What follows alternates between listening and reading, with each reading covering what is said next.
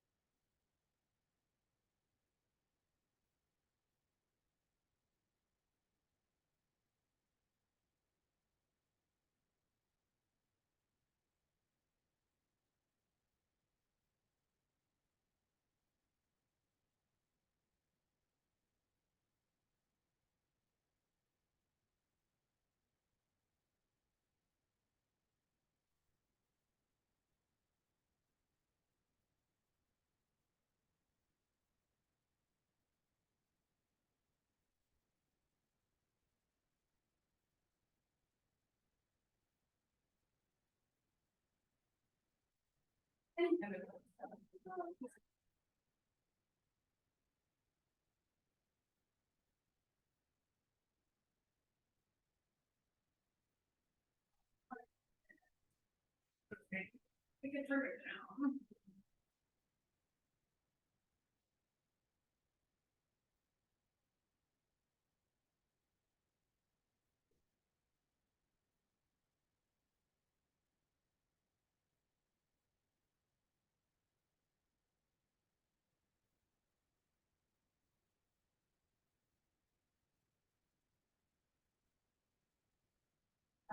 Right, and hopefully more people will.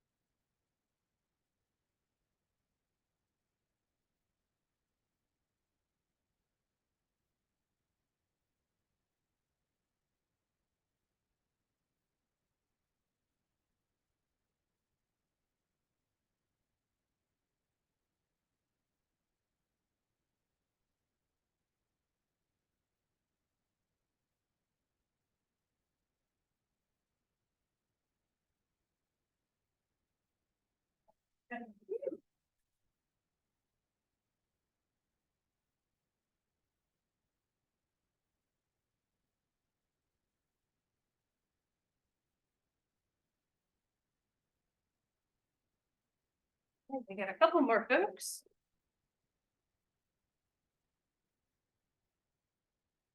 Yeah, I just tried to turn the AC on. It hasn't been blowing out the most cold air, but it's better than nothing. Wait, and this one said AC empty? Can you choose? You cannot. Oh, There you it's go. on now. Oh, is it? Because it feels cool. Does it feel hot now? Switch to the heat on 23rd, I think. Yeah, well, it's not hot, but it's not necessarily cold. Okay, if it gets too hot, let me know and I'll turn it back off. I thought I felt like the heat was on when I came in the other day, and I was like, this is dumb because it was cold. And now it's gonna be like 80. Anyway. Alrighty, so today we're talking about informal assessment. Let me see, a couple groups had turned in their IRB to me.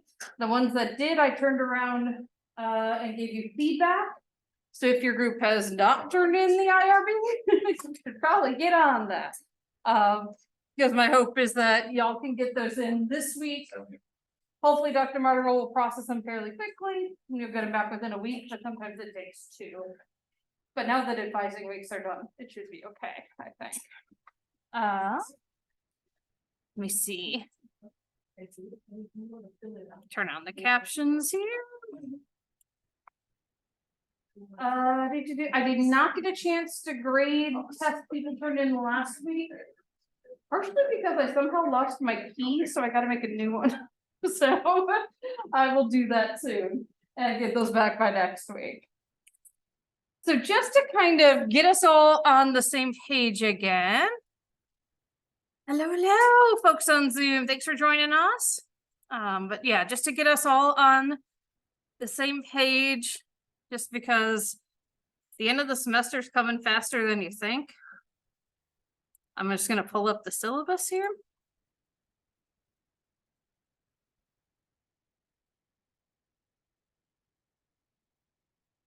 Zoom in, make it a little easier to read. Okay, so we are here. And so in theory, exam 3 is due today. If you don't have it, just get it to me when you can. And so we're going to do informal assessment today. And then we'll do diagnostic assessment next week. And then we'll talk about the assessment report.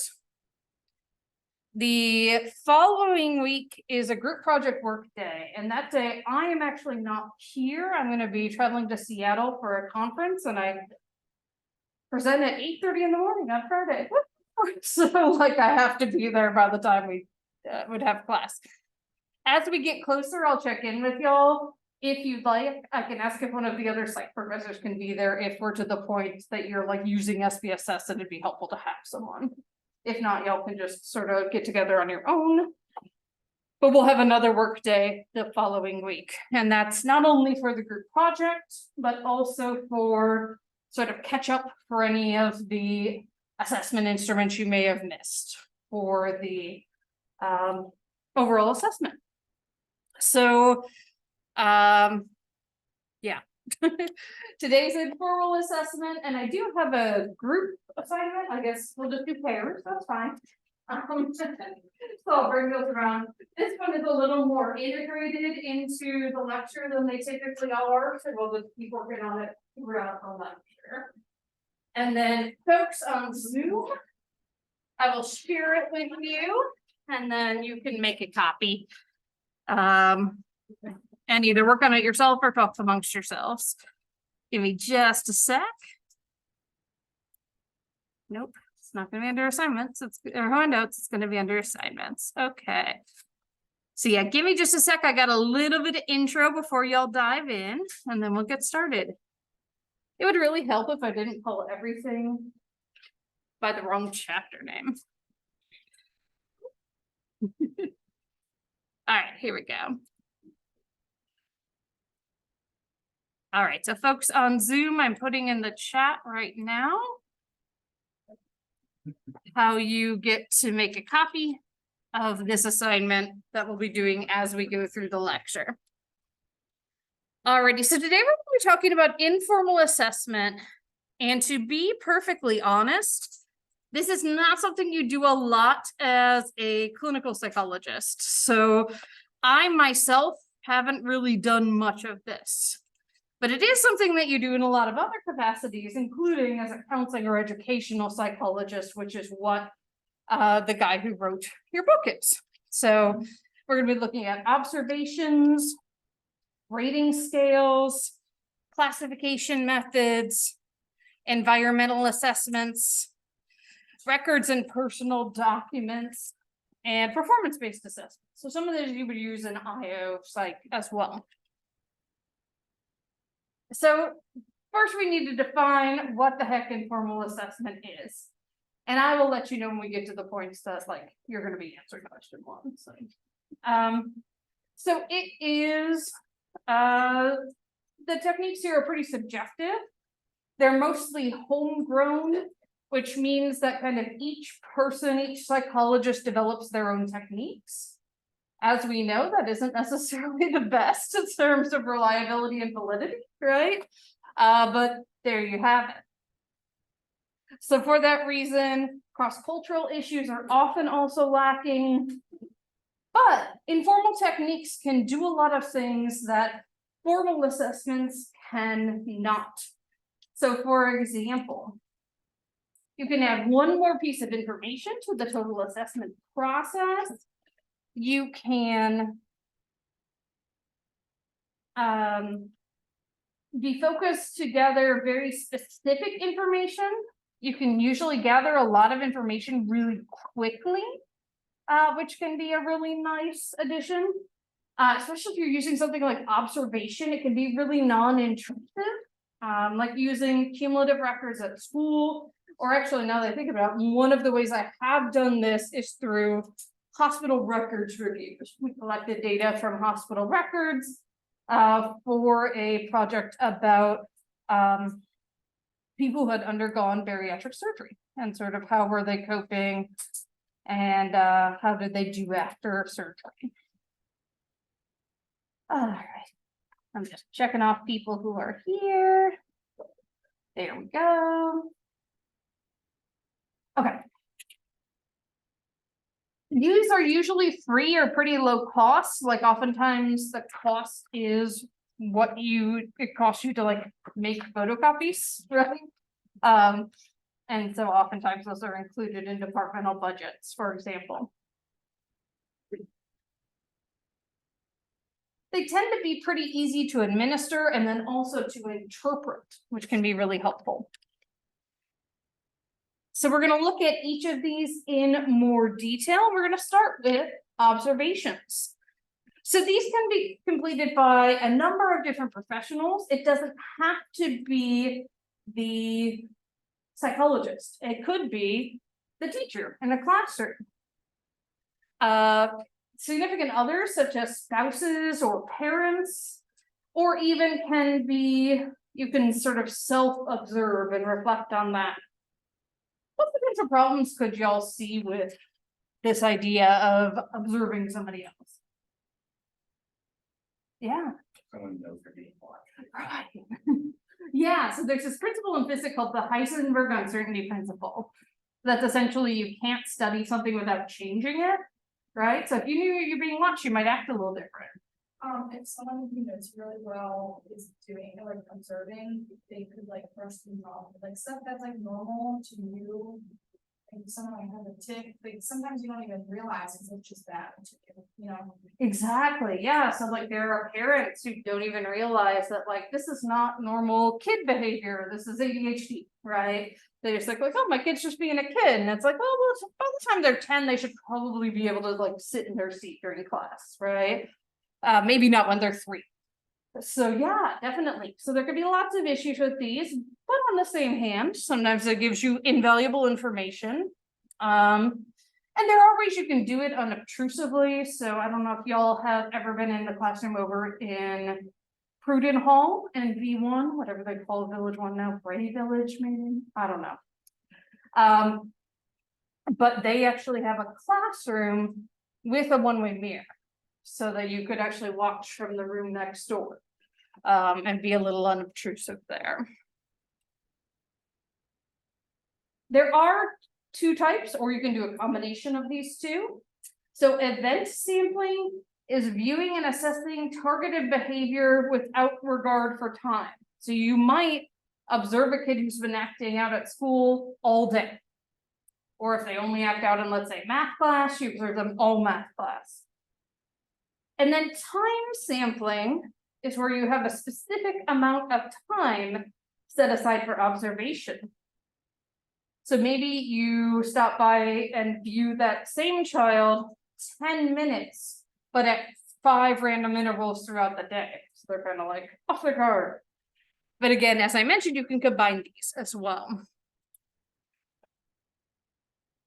So when you combine these, the instructor might randomly observe empathetic responses, there we go, from 3 5-minute segments of clinical interviews from a dozen students who handed in 1-hour recordings of them doing this. So someone in a master's or a doctoral program, for example, for a counseling or clinical program. Alrighty, so now take a minute in your groups and look at questions 1 and 2 and answer them. And so there's a box that you need to read, answer it. I have my book in my office. If anyone needs it, I can go grab it. But I'll just read the questions out loud real quick. So read the box and then what are your reactions? And then you're going to talk about observational techniques. We won't think about observational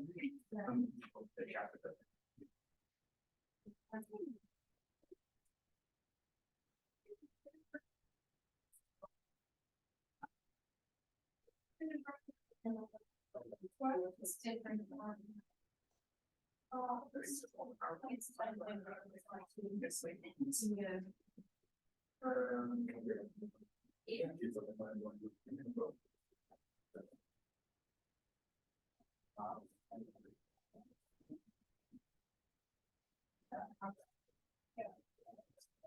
Well, I'm gonna try to tell, is it better today? Alrighty, so I do have my book if anybody needs it, I'll put it right here.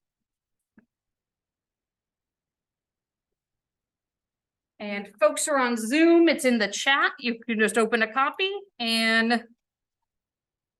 Did you have to request access? Let me go in and I will make it so you all can access it. Thanks for letting me know, Ariana.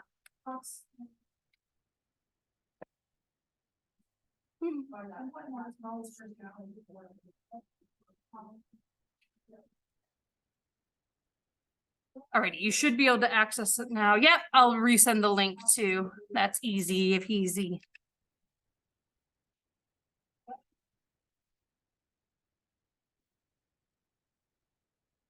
There you go. That should open a copy for you. And if you all want to like communicate in the chat and do this as a group, you can, or you can just do it individually, depending on where you're at mentally today.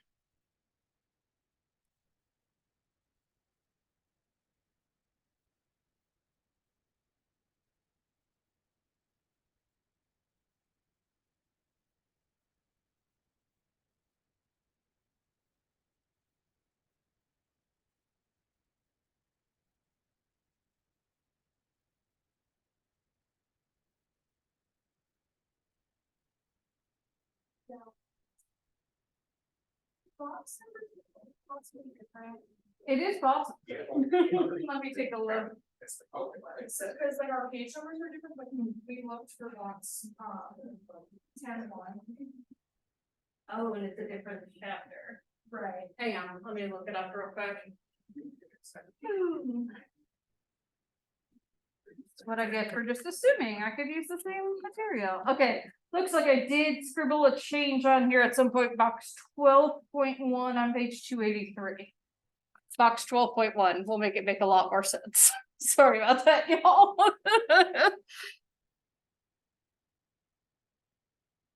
And I will fix that on here. And I will check to see if there's anything else like that in here.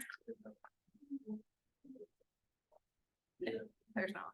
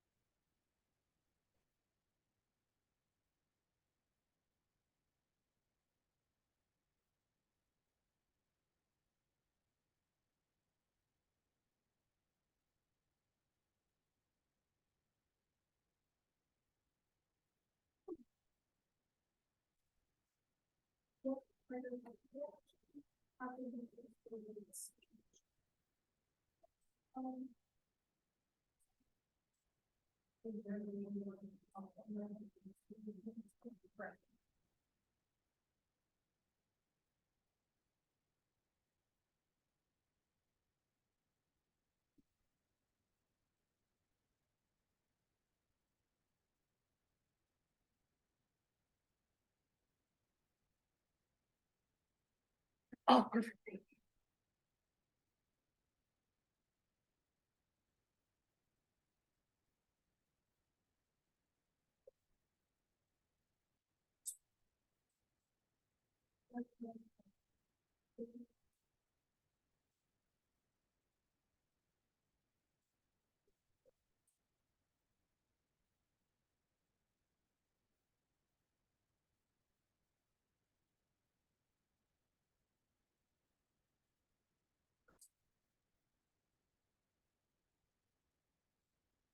Well, try some down here.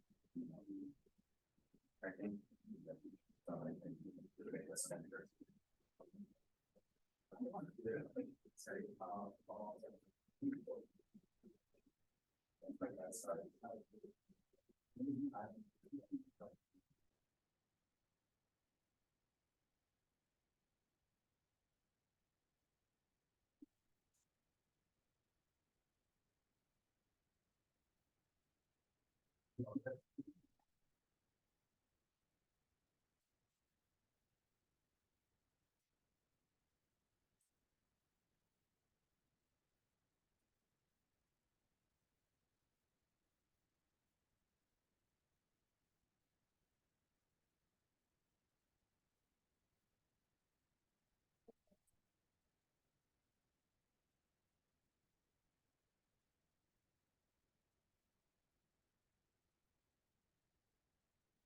It's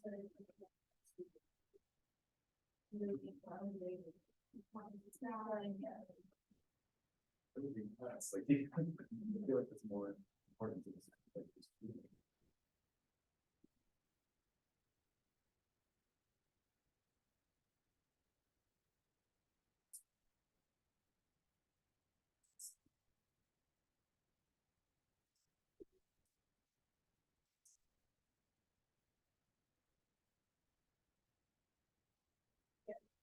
I'm going around with some. Between ones and twos, I haven't made the left.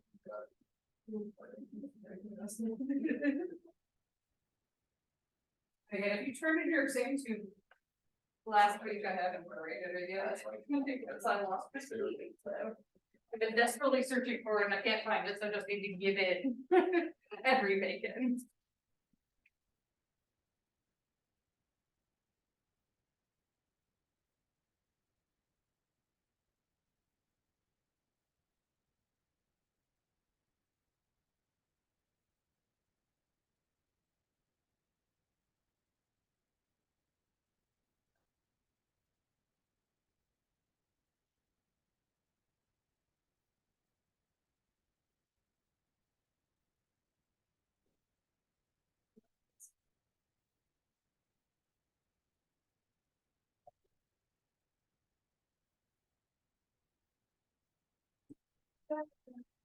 No, just 1 and 2.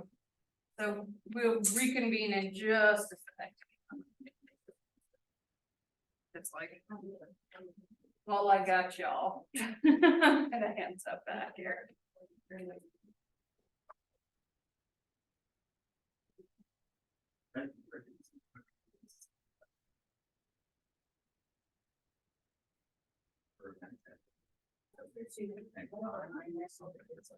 So I don't really.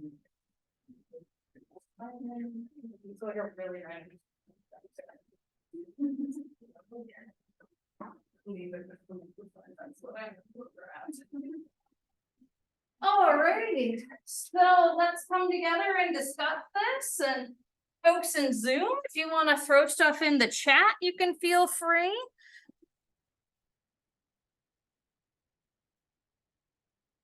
Alrighty. So once we got the right box, 12.1. Let's see, what were your group's reactions and how could we avoid or fix this situation? We felt that, like, the student didn't really. The student wasn't the problem, it was more the observers, television. Yeah, that's what it sounded like. Yeah. How about y'all? We said the same thing, it was, that they were involved with it. Yeah, and so again, like we just talked about, right? That person being in there, right, can throw stuff off. And sometimes it's really good to have a learning environment where you can observe kids a lot, right? But you also have to be careful you don't overload them. Alrighty, and then question 2 was devise ways you might be able to use observational techniques. Try to incorporate both event and time sampling, so we'll start with this group first. For time sampling, we were saying that you could choose specific times throughout the school day to observe, like recess, lunch, like during break period or something. Yeah, that would be really good because then you're getting them in a different environment, right? Yeah, how about for event sampling? For event sampling, we were saying that like when you see the kids interacting with the new student, you just take note of like how they're interacting and how it's going. Awesome. All right, how about this group? That's That's why I switched this time, because I thought, well, I can't let the same group get all the answers. Yeah, some of these are, there's just like limited creativity, and that's okay. It's basically like, this lecture is a little less interesting, so I tried to make it more interactive, basically. Alrighty, so rating scales is something else that you can use. So this is used to assess a quality of an attribute being presented. So a quality of an attribute being presented to the rater. However, rating scales are subjective, and the assessment is based on the rater's internal judgment, right? So essentially, 2 different raters could have vastly different ratings, even using the same rating scale. We'll often see 2 different types of error associated with these rating scales. The first is the halo effect, where you rate based on overall impression. So for example, this intern is exceptional, so they're high on everything. Check, 5, 5, 5 across the board, even though they consistently show up late, right? You just ignore that because they're good at their job once they get there. You can also have what's called the generosity error, where identification with the person can affect your rating. So for example, if you're rating a fellow student, you might be overly generous because you know what it's like to be that person because you're there too, right?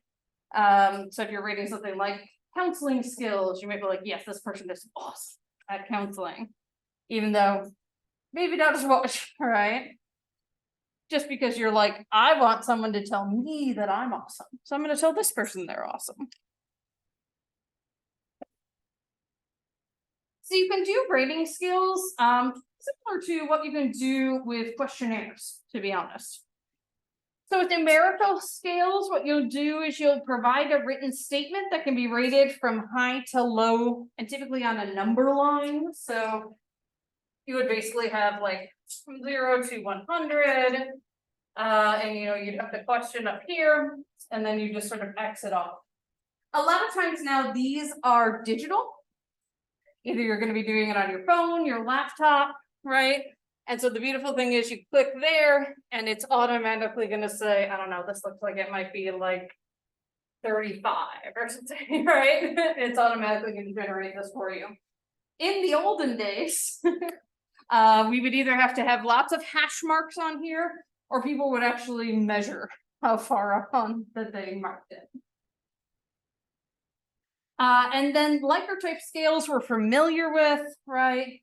There's a number of items being rated on the same theme, and those are anchored by both numbers and a statement that corresponds to the numbers, right? So you're rating somebody on a whole bunch of things related to, are they showing empathy in a practice counseling session, right? And so you're using the same, like, let's say 1 to 7 point Likert scale, and you're rating them on each item. As you can imagine, one of the issues we can run into with either of these is that you kind of, the stuff from the previous slide plays in, right? And you're like, oh, they're good at this, so yeah, they're good at this, and I guess there are 6 on this, and also a 6 on this, right? I don't know if anyone's watching Dancing with the Stars this season, might just be an old people thing. But 2 weeks ago, it was like everybody got a 7. There was like maybe one couple who didn't get 7s, but like everybody got 7s, right? So you can get in these ruts.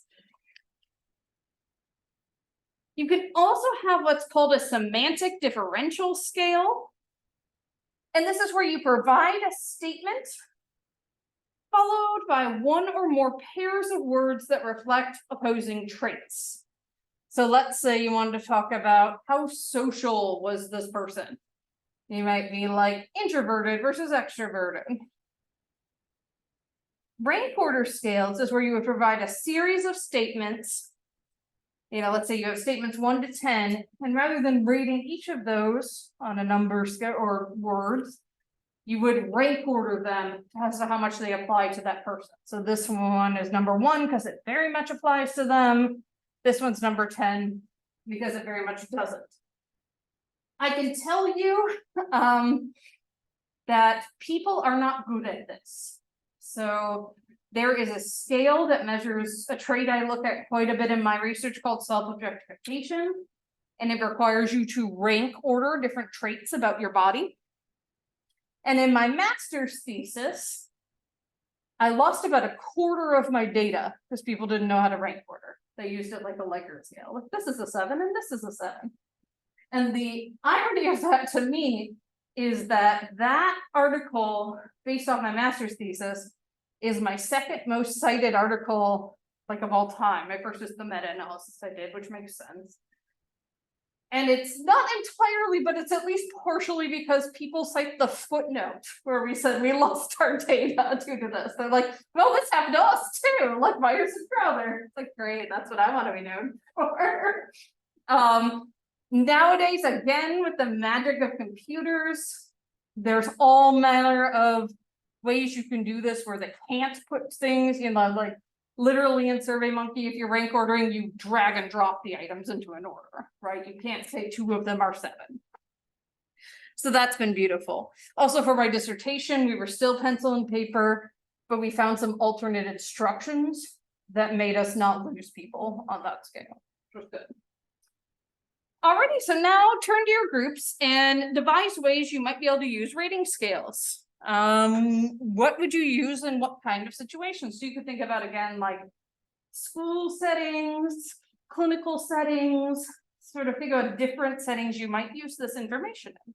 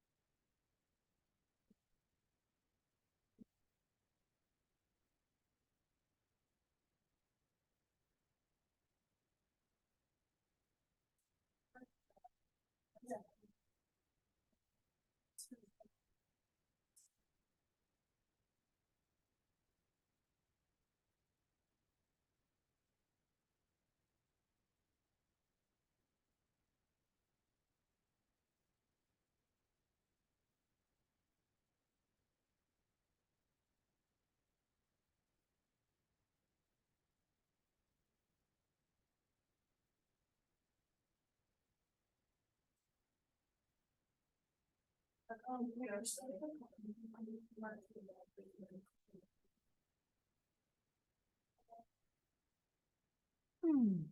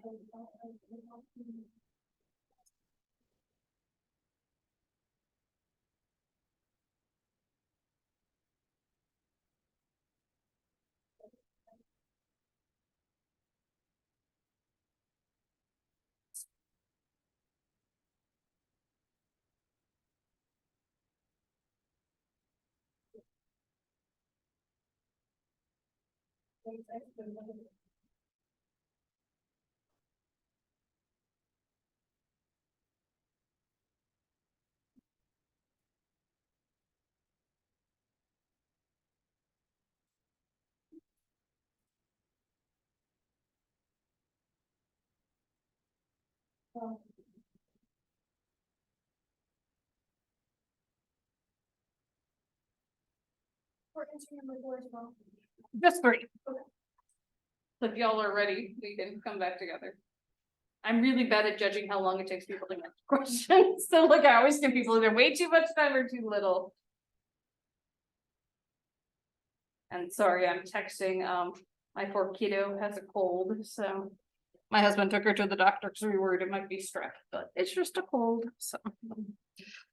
Alrighty, so. Let's have each group say one of the ways you came up with, to use rating scales. We'll use this group first. So we said the rank order skills, is very similar to like dance moms. Oh, So true. And like for our team, like at the end of the season, we do depth charts, so like every person who's a pitcher, then all of the coaches, they rank. who's like, Oh, interesting. all the way down for every position, so that's. You have your own pyramid. Yeah, we have our own. I gotta just say, growing up, I was one of those dance moms kids, and no one ever put us on a pyramid. I did that just for the show. I mean, I didn't go to that studio, but I did those competitions. All right, this group, what y'all come up with? They were saying some semantic differential skills could be used like in counseling. Basically, some of the questions they ask in counseling could use semantic differential skills, like figure out. Yeah, that's a really good point. Yeah, that like if you're seeing someone for counseling, they could be asking you some of these things. Yeah, I like that. Awesome. Alrighty. So next we're gonna talk about some classification systems. And the purpose of classification systems is to provide information about whether or not an individual has or does not have certain attributes or characteristics. So some basic ones that are used quite a bit are things like behavioral checklists or behavior checklists. And so an individual would identify behaviors that best describe typical or atypical. So for example, there's like a behavior checklist you can give parents to fill out for their kiddos. Then you can have feeling word checklists, where individuals check feeling words on the list to identify which they are having or have had in the past, or maybe that they want to feel. And you would give it with specific instructions, obviously. Other classification methods are honestly only limited by our imagination. For example, asking clients to examine and choose items that represent their irrational thoughts. An individual conducting a career assessment might check jobs that look appealing to them. And perhaps an elderly person might use a checklist to identify the barriers they're experiencing to living fully. So like, I have difficulty getting out of my bath, I have problems seeing, things along those lines. You can also do environmental assessments. And this is collecting information from a person's whole environment. It could be their home. So like social workers do this quite a bit with home visits, for example. Could be their school. Or it could be the workplace. And again, usually you do this through observation, but you could also do it through self-reports as well. This is is more systems oriented, and so the idea within a systems based practice is a lot of psychology, a lot of counseling is very individually focused, right? The person in front of you is your client, you're just going to address what's going on with them. A systems-based approach is recognizing that that person exists within an environment, and sometimes it's not really the person that's sick, right, mentally.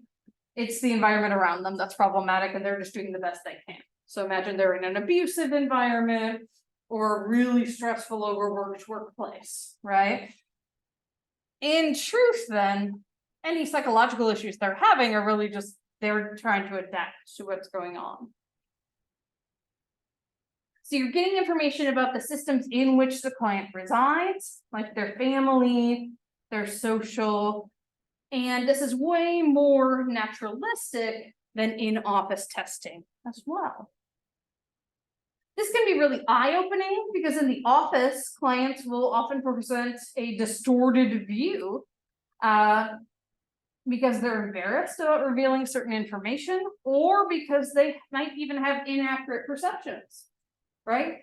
So like if your parents were abused by their parents and then they're abusing you, you might just think like, that's what homes are like. When I go to my grandparents' house, that's what it's like. When I'm at my house, that's what it's like, right? So then they're not going to report that. And there are these 4 different types, and we're going to address each on their own slide. So the first is direct observation. This is where you would directly go to the environment. Again, maybe their homes, their classroom, their workplace, or another setting that's really important. So for example, one of my interns last year, she went and did direct observations of our sports teams because she was doing some sports like stuff. So she watched, I think, softball for a while, and I think she went and watched baseball too. Because in her, she wanted to see a team that wasn't doing as well. More baseball. They'll get there. And they can, this can really help you discover important information that you wouldn't uncover just talking to them, right? You can observe it, you can see it. And it also gives them other important information. So there is a box 12.8. I don't know what page it's on because I didn't look it up. But take a sec and read that over. And we're not going to do a group question about it, we're just going to talk about it. 290, thank you. So go ahead and just skim that. I'm going to check this to make sure it's not pumping out hot air. Yeah, sort of in between, we'll leave it for now. And then after you take, your 30 seconds to read it over, we will discuss it. Let me fix that. Boom.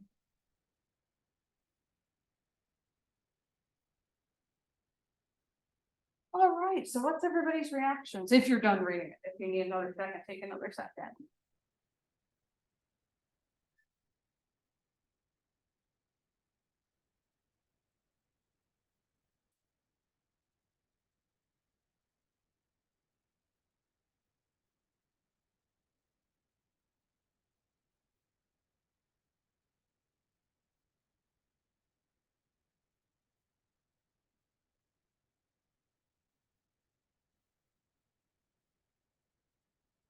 Any first reactions, impressions? Yeah. It just goes to show that like something that's like an individual may not feel as like a super important part of their life, but like it really is. They don't think much about it. Can be shown in your environment. Yeah, I think that that's really important. Yeah, that there might, again, things that are, when I teach psych of gender or my GWSS courses, I tell them this joke. It's just there were 2 young fish swimming along, and an older fish came along, and he said, "How's the water, boys?" And then he swam away, and they were like, "What the hell is water?" Right? So like, if we're really surrounded by something, we might not recognize it, right? And that's certainly true of like systems of oppression as well. Yeah. So people notice.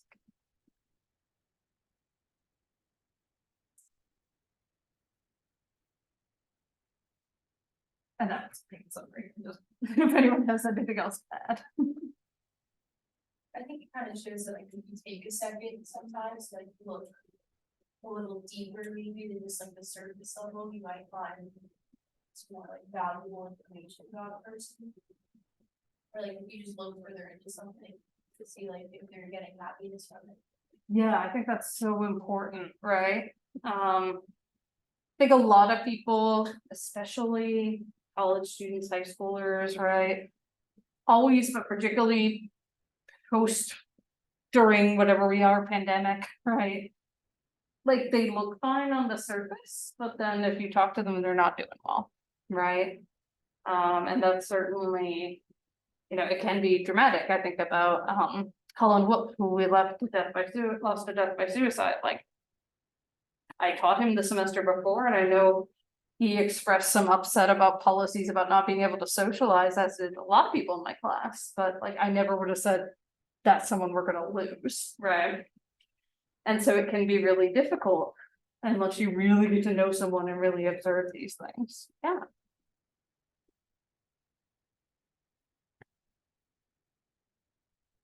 Situational tests are real to life situations to examine how an individual is likely to respond in a contrived but more natural situation. So for example, you might have to role play a counseling session. I have never heard of this before, but the example that this guy uses, and he does counseling, is you might have to do that as part of your admissions process for a doctoral program. That sounds horrifying to me because you haven't been trained yet, right? But it's possible. The way that I actually think about this is, so one of my favorite classes I took as an undergrad was a class on canine behavior, which was awesome. We like discussed the reading material and then watched documentaries about dogs. And then our professor had 7 dogs, so we just brought in a different combination of them every week to run around the room. And we had to write a paper for that, and I ended up writing mine about guide dogs. And guide dogs have to go through a situation like this, right? So they set up essentially an obstacle course for them of things they would run into out on the street if they were directing their person, right? And those are a really effective way to test, like, is this doggo ready? And then there's sociometric instruments, and this maps the relative position of an individual within a group. It's often used to determine the dynamics of individuals within a group, organization, or institution. A lot of people who are family therapists will do this with the family dynamic. Well, they'll actually do it with the client, sit down and like draw out your family. Who are you close to? Who are you not? Who are maybe the surprising people? Like maybe you're closer to your aunt than you are to your mom, right? And that can be really informative. In the work that I'm doing with Chesapeake Bay Academy, one of the things we're considering doing in the future is there's a software where you can actually observe kids' interactions, and it will do this for the class, and it'll map it for you for the class. And so you can see the kids' dynamics in the class, and then is that helping, right? Or is that getting in the way of your ability to learn? And there's a diagram here in figure 12.1.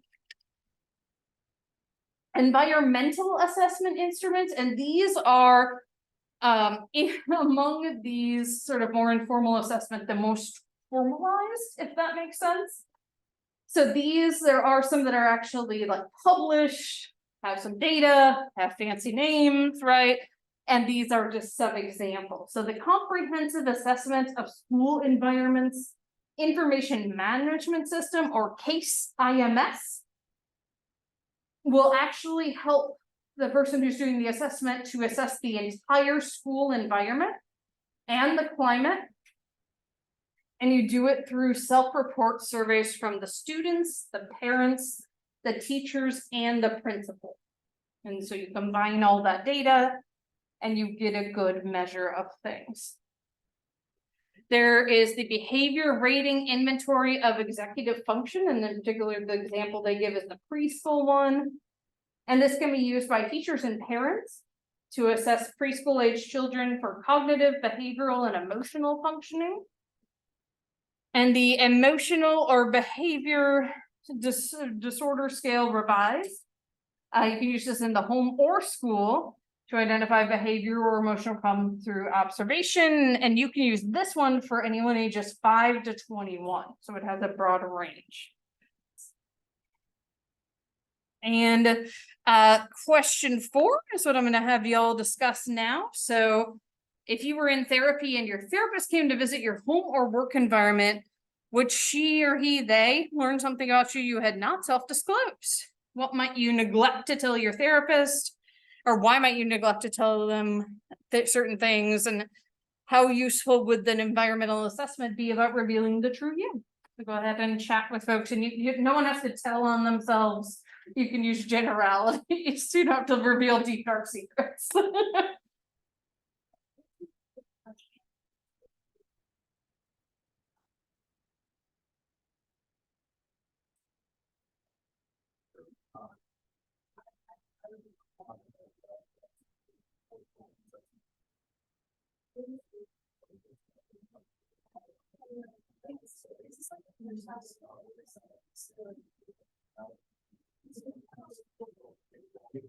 I agree.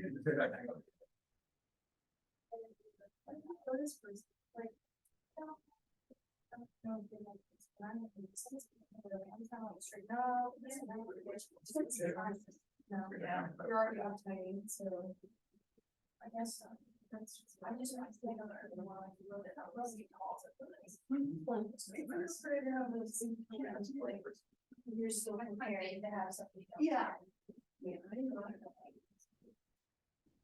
Anyway, yes. You better sit down.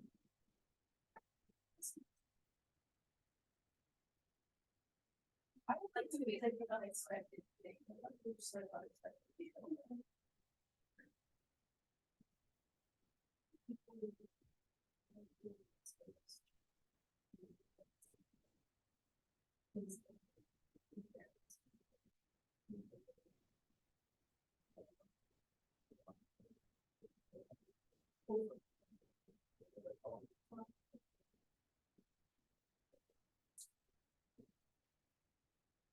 All right, I hear quiet. Did I cut anybody off? Alrighty. So let's throw it over to, I think we're to this group first now. And then we'll come over here. One chat and was about being unorganized, like there's our room. Oh, yeah. And then we're talking about situational assessment, so like taking what I was like the real world, like office set maybe. And having them do those tests, and then we would get the data showing the whole person super organized.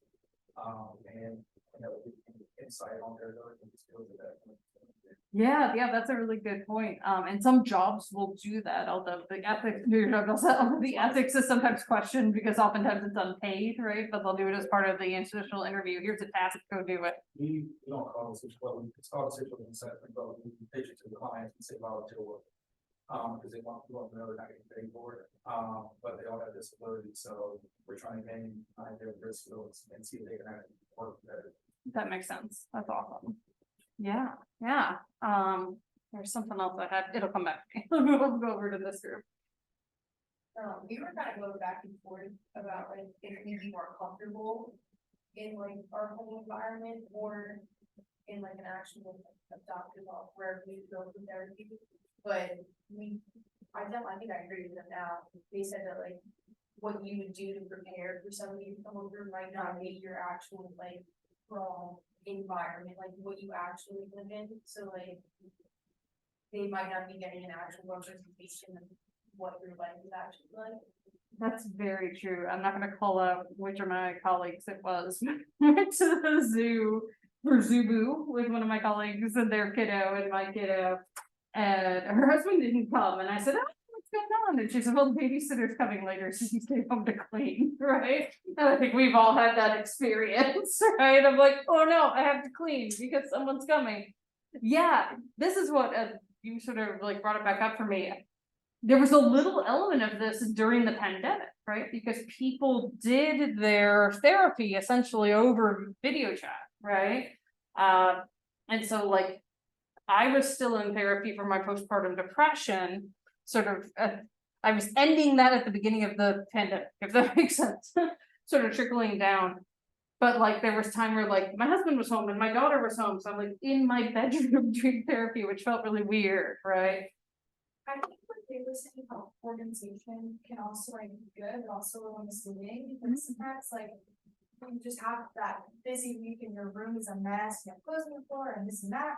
And my mom was talking, she was like, how do you know where stuff is? Okay, well, just in my brain, I know that my AirPods are underneath this pile of clothes that are here, but like from the outside looking in, nobody knows that I know that that's under there. So it can be kind of like misleading. It's like, it's the same thing. Yeah, Like, other people, they don't know it's organized. Right, chaos, but yeah. I do. That's, I finally cleaned it up not that long ago, but my office at home from during the pandemic was just like, I had a hard time getting to my desk because I just had so much up on the floor. But you asked me to find something in that pile, and I could find it in like 30 seconds or less, right? I think it's fun, like this semester I'm in a double, so I have a roommate. But like last year I was in a single in the apartment building and there was just like a perpetual mountain of clean laundry in my room that I could not fold. But now it's like I can't have that mountain of laundry. Right, because you got somebody else. Yeah. Yeah, I will fold it, but then it will sometimes sit there for days, right? Like, right now, I mean, granted, I just washed it all today, but at home, there are just piles of our clean laundry that I should hopefully take up at some point today or tomorrow, right? But sometimes that doesn't happen right away, so I feel y'all. Yeah, and so I also think about how it kind of happened in the opposite direction, so like, my therapist was also obviously having to work from home, and so like, at one point, her husband was working out of her house, and so she was in her bedroom doing therapy, and like her cat was in the background. "Oh, you have a cat." And you could tell that like she was visibly uncomfortable for a minute because we're trained not to self-disclose, right? And so it's sort of like a whole new world. But by the time I was ending therapy with her, she was actually debating like whether she was even gonna go back to an office because it worked for her to work from home. She would save a lot of overhead, right, by not having to rent office space. So, you know, sort of, you have to think about both ways, but yeah, I think that's, you all came up with really good points about this. Okay, and then records and personal documents, and again, this is the informal assessment I have been involved with in the past. And so this can help the examiner understand the beliefs, values, and behaviors of the person being assessed.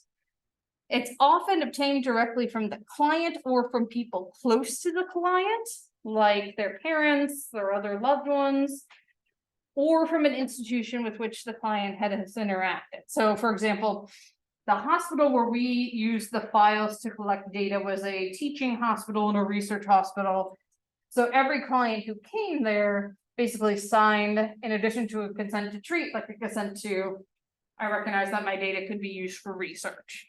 Right, and so they didn't necessarily know that like a grad student was going through their files and coding them, right? But they knew vaguely that something like that could happen, right?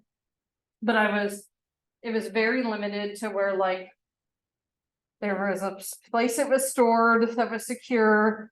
Only I could access it to do the coding. There was like a room where I would do the coding and then like immediately put the files back, right? And I didn't like bring them anywhere but that one room in the hospital. And I know that my interns have done this in the past too, where they have worked over at EVMS doing some research stuff. Unfortunately, the psychology department within the Department of Psychiatry at EVMS has sort of faded away. Like a lot of the people move over to CHKD. Actually Bob Archer, who was like the chair of the department for a long time, he just passed away. And so like that's not available anymore, but our students would do the same thing where they'd sit with old MMPI-As and then like client records and they'd code things for studies about that.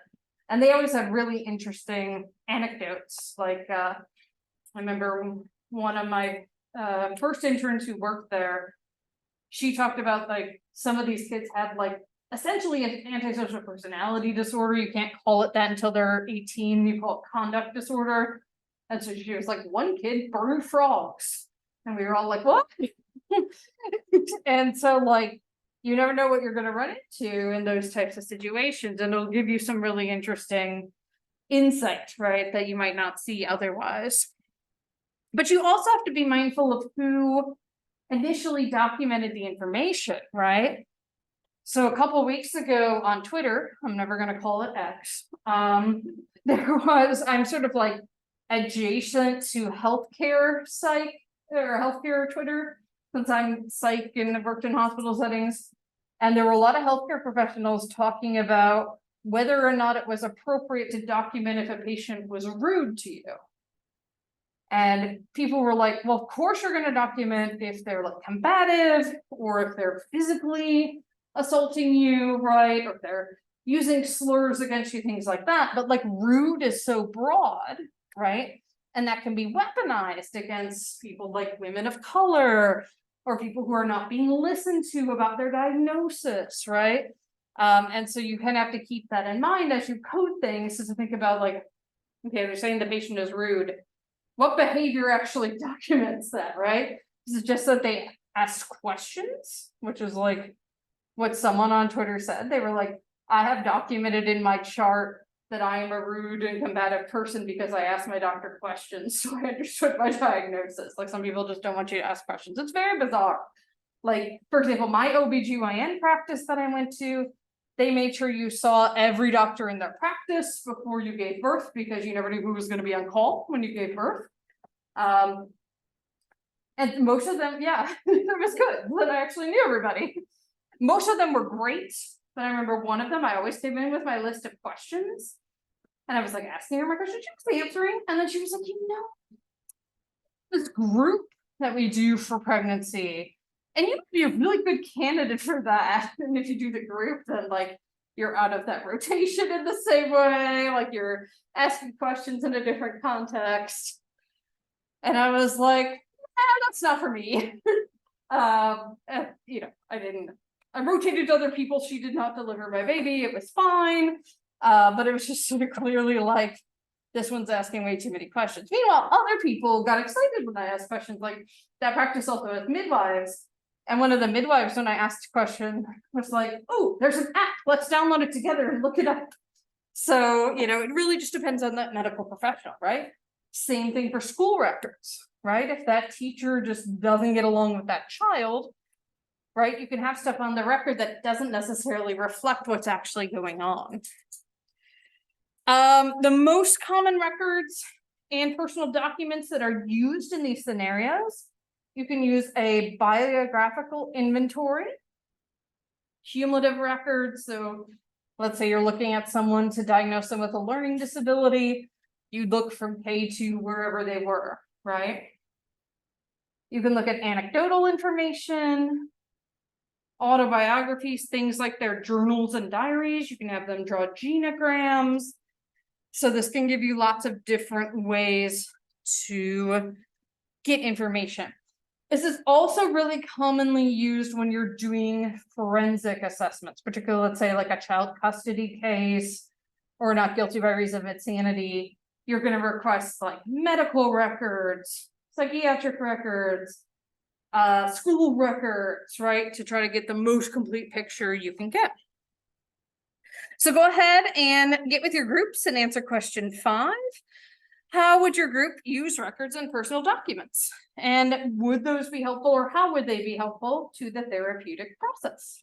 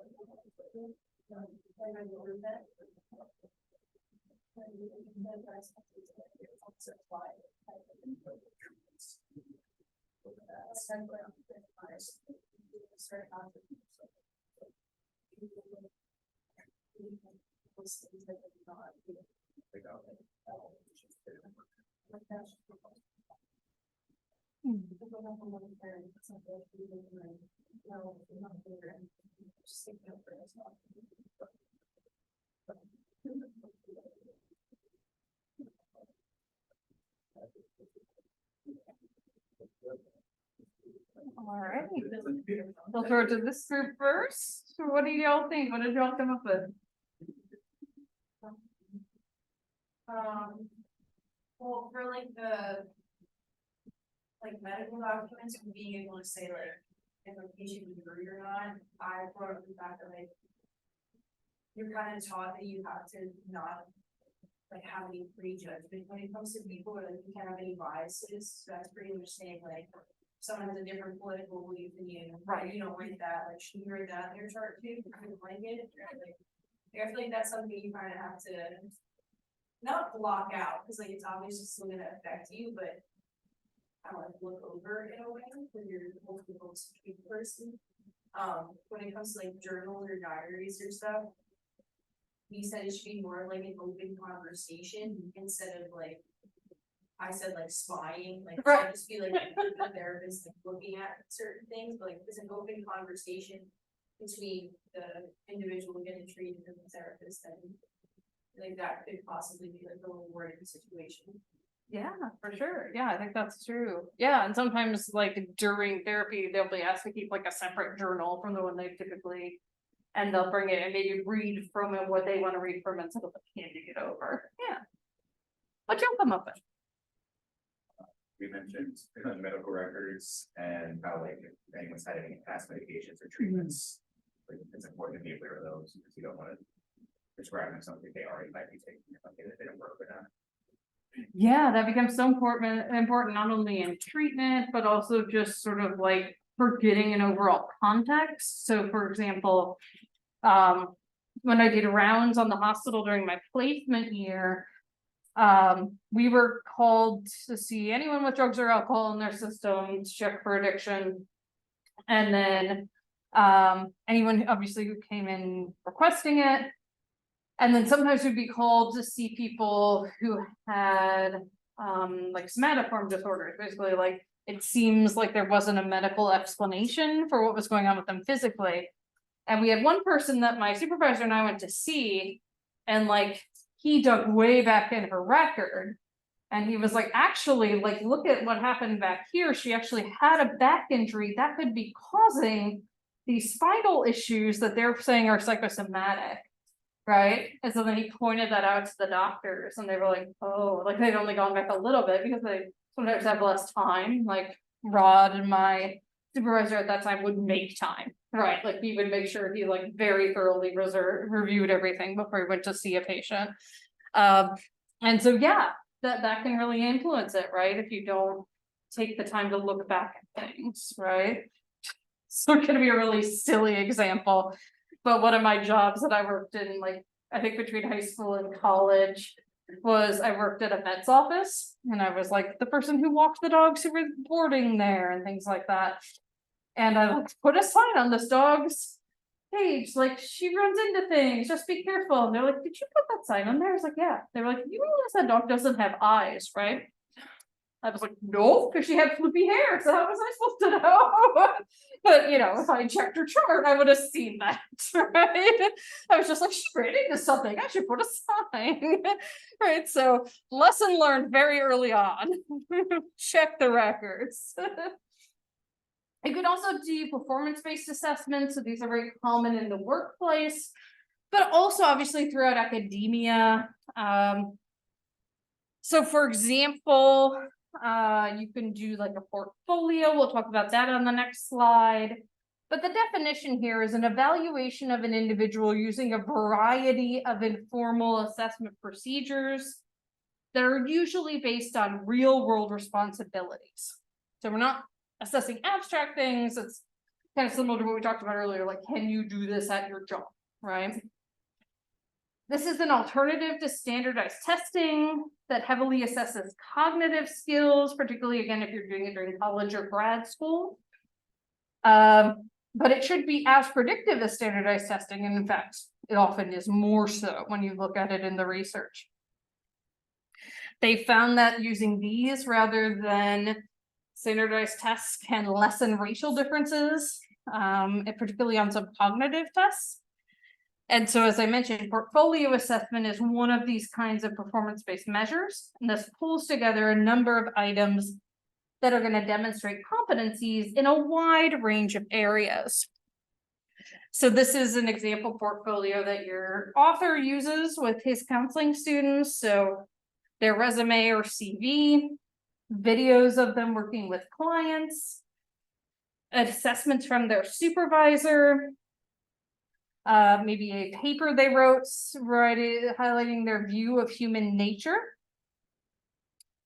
ways that the student shows commitment to counseling, a test report written by the student, so a sample assessment report they've written, and then student projects that they've done throughout grad school, right? Papers they've written, presentations they've given, projects on like comprehensive school counseling programs or building multicultural environments in schools.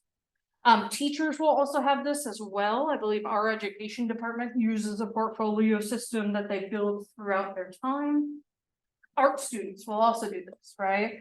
And in fact, what's really interesting, kind of combining worlds, is that people who want to go to grad school for art therapy, they actually bring their art portfolio as part of their interview for their, it really is counseling, because they can get a, I think the degree they get is like technically in counseling.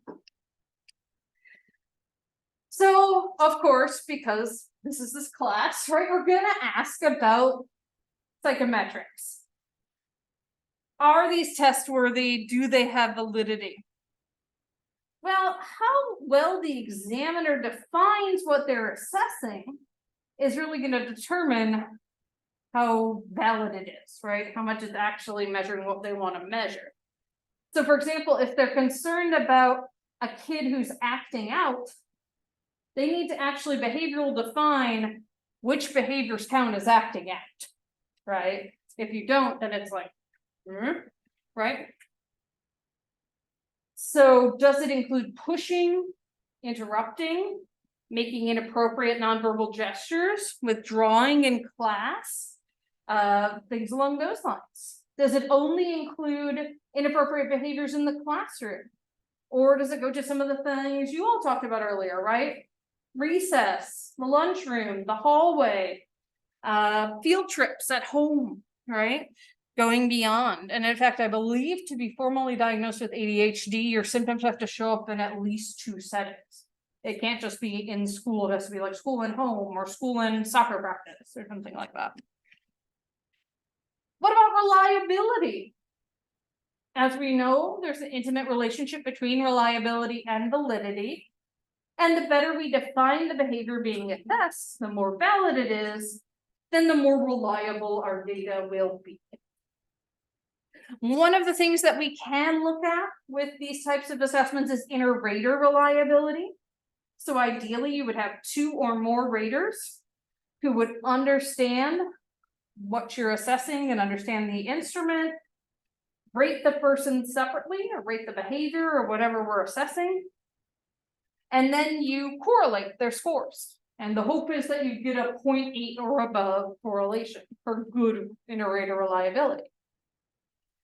So, for example, let's say you have a recording of a client and you have a student in a counseling program respond empathically to that client. 2 highly trained raters would then rate that student's responses from a low to high scale, and rating should be really similar between the 2 of them.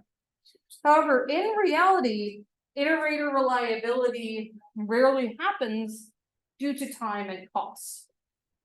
So to give you all another example, I've been working on this meta-analysis for like 3 years. One day I'll get it done and published, maybe. But one of the problems that happened is before when I did a meta-analysis that I published in 2009, it was like one person could rate it and you were good. But now every single article, and we have more than 150, has to be rated by 2 raters. And so both my second author and I had to rate every single article. There's a lot more time, right? And then you have to sit down and like conference about the places that you disagree. We actually had really good iterator reliability. I think we ended up at like 98 point something %. But you know, there's still some issues in there. You also want to think about cross-cultural fairness. Informal procedures are very easily open to bias because unconscious or even conscious bias can lead the examiner, observer, or rater to misinterpret verbal or nonverbal behaviors of a minority client. The examiner, observer, or rater may be ignorant of verbal or nonverbal behaviors of diverse clients, right? So for example, even simple little things like at Disney World, I'm assuming Disneyland as well, they always point with 2 fingers or their whole hand, because in some cultures it's like insulting to just point with one. It'd be like us flicking somebody off. So, you know, you want to be careful of things like that. And if you're not thinking or you don't know what certain nonverbals mean within that culture, it's problematic. However, because they are uniquely geared towards the specific client's behavior or specific student's behavior, one can pick and choose exactly which behaviors to focus on, which is a plus. This can have the benefit of adding sharpened focus to the understanding of the individual. So in theory, if you do it well, it could be more culturally sensitive. Doesn't mean it will be. In terms of practicality, their practical nature makes them particularly useful. Again, they're low cost or cost-free. They can be created or obtained in a short amount of time. They're pretty easy to administer. And with the exception, again, of that possible cultural bias that we always want to keep in mind, they can be fairly easy to interpret. So how can we use helpers, people who are not psychologists, but could help us assess? Your author argues that this is only limited by our imaginations, but the most important thing we need to think about is, will it add to our body of knowledge about the person? So anyone can use them: teacher, teaching assistant, intern, and things along those lines. And you all have already come up with great ideas for how you would use them today. And so some final thoughts here. Again, these sometimes have questionable test worthiness and may not be always cross-culturally fair, and we do need to keep that in mind. But they can add one additional mechanism for understanding the person. When you're making important decisions about that particular person, you shouldn't use these alone. You should do it in the context of a lot of the other assessments we have done and that we will do the next couple weeks as well. So for example, next week we're talking about diagnosis. So y'all are going to give your partners a diagnostic interview, and then the following week when we talk about the assessment report, you're going to do an unstructured interview with your partner. Let's see. You want to use them wisely and keep in mind the importance that they add to the decisions that you're making about a client.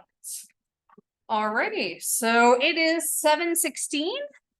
So if y'all want to come back around 7:31, what we're going to do today is work on your group projects. And I know we have sort of most of one group. Or are you two just a group together? I don't remember. Oh, perfect. And then y'all are a group, right? And then like if you want to head out, you can. That's fine. I did send you all feedback on your IRB, so you could work on that. And folks on Zoom, if y'all want to sign off, you can, because it's just going to be people working, and then I'll be here for you to ask me questions and stuff.